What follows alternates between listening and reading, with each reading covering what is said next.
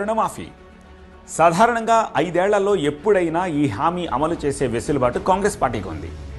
100 రోజుల్లో చేస్తామని కాంగ్రెస్ చెప్పినా అప్పులు ఆదాయం వంటి పరిస్థితులు చూపించి వాయిదా వేసేయచ్చు.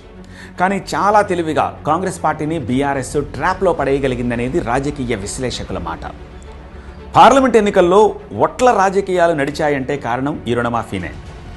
కాంగ్రెస్ పార్టీ చేస్తా ఉన్న రుణమాఫీ అసాధ్యం అంటూ సవాల్ విసిరారు మాజీ మంత్రి హరీష్ రావు. అటు సీఎం రేవంత్ రెడ్డి కూడా ప్రతి సవాల్ చేశారు. ఆగస్టు 15 నాటికి ఎట్టి పరిస్థితుల్లో ఒకే దఫాలో రుణమాఫీ చేసి చూపిస్తామన్నారు.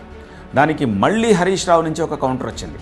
ఒకవేళ రుణమాఫీ చేస్తే ఎమ్మెల్యే పదవికి రాజీనామా చేస్తా అని. ఆ సమయం కోసమే చూసింది కాంగ్రెస్. ఎట్టి పరిస్థితుల్లో రుణమాఫీ చేసి చూపించాలనుకుంది. సమయం రానే వచ్చింది.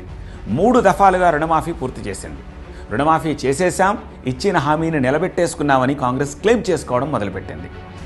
పండగ వాతావరణంలో సంబరాలు చేసింది హస్తం గుర్తు పార్టీ. ఊరు వాడ తెలంగాణ వ్యాప్తంగా అదే వార్త. మరి బీఆర్ఎస్ ఊరుకుంటుందా? మరో స్ట్రాటజీని అప్లై చేసింది. రుణమాఫీ కాని వారి లిస్టు పట్టుకొచ్చింది.